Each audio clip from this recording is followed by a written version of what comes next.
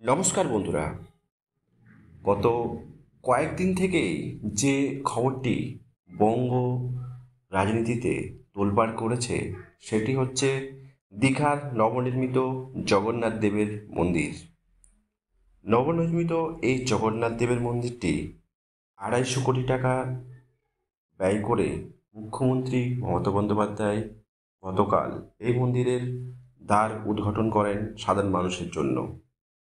দীঘা পশ্চিমবঙ্গ তথা ভারতবর্ষের জন্য এই পর্যটন ক্ষেত্রটি একটি বিশেষ জায়গা করে নিয়েছে, যার সুবাদে পশ্চিমবঙ্গের জনমানুষের একটা বিশাল বড় কর্মসংস্থানের যোগ রয়েছে বলেই একাংশ মনে করেন।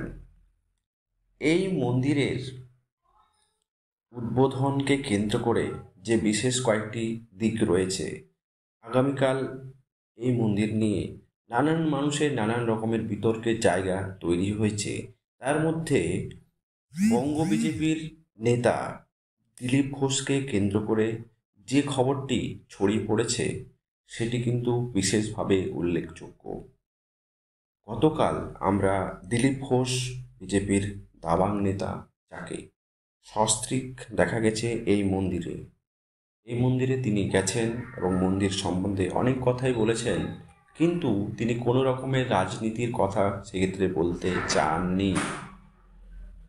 বুদ্ধিজীবী মহল তথা বিজেপির একাংশের আমরা নানান রকমের বক্তব্য থেকে আমরা দিলীপ ঘোষের তৃণমূলের যোগদানের একটা ইঙ্গিত আমরা সরাসরি লক্ষ্য করেছি। এক্ষেত্রে আমরা বিষ্ণুপুরের বিধায়ক সৌমিত্র খাঁর কিছু মন্তব্য, যিনি বলেছেন এটা একটা লজ্জার বিষয়, সেই কিন্তু কমেন্টগুলো আমরা দেখেছি। এছাড়াও সুকান্ত মজুমদার তিনি বলেছেন দল কাউকেও এন্ডোর্স করা হয়নি। মুর্শিদাবাদের ঘটনার পর দলের তরফ থেকে এই মন্দিরে যাওয়া কিন্তু সবাইকে বারণ করা হয়েছিল, আর সত্ত্বেও দিলীপ ঘোষ এই মন্দিরে গিয়েছেন। তিনি বলেছেন সেই দিনে যাওয়ার বারণ, কিন্তু পরের দিনে যাওয়ার কোনো বারণ ছিল না। তবুও দলের কথা না মেনে দিলীপবাবু মন্দির দর্শন করতে গিয়েছেন।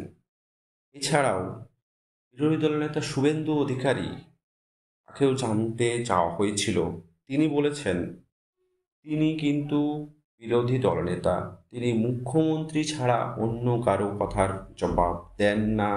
কে কারোর সাথে বিয়ে করবে, প্রেম করবে, তার ভাষায় কিন্তু তিনি কতটাও কোনো কিছু সম্বন্ধে, দিলীপ ঘোষ সম্বন্ধে কোনো কিছুর উত্তর দিতে সম্পূর্ণরূপে নারাজ। এর আগেও তিনি কোনো উত্তর দেননি, তিনি আজকেও কোনো উত্তর দিলেন না। এছাড়াও বিভিন্ন মহলে নানান রকমের জল্পনা রয়ে গেছে, বিজেপির এই নেতা নাকি তৃণমূলে যোগ দিচ্ছেন বলে অনেকেই অনেক কিছু কমেন্ট করেছেন।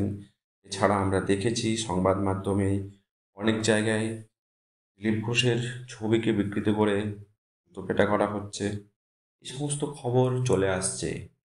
আজ সকালে যখন খবর বানাচ্ছি সেই সময়টাতে দীঘার সি বিচে দিলীপবাবু মন্তব্য করেছেন যে জগন্নাথ দেবের মন্দিরে তিনি কিন্তু কোনো রকমের রাজনীতি করতে চান না। তাকে আমন্ত্রণ করা হয়েছিল, তিনি এসেছেন। দিলীপ ঘোষ সর্বসময় আলোচ্য বিষয় হয়ে থাকে, তাকে নিয়ে সবসময় আলোচনা করা হয়, এটা তিনি খুব পছন্দ করেন। আর তিনি কোনো রকমের তৃণমূলে যোগ দিচ্ছেন না সেটা কিন্তু পরিষ্কার করেছেন। তিনি জামা পাল্টান না, তার রাজনীতির রঙও পাল্টাবে না, তিনি একই রকম থেকেছেন, থাকবেন। আর একথা তিনি পরিষ্কার বলেছেন।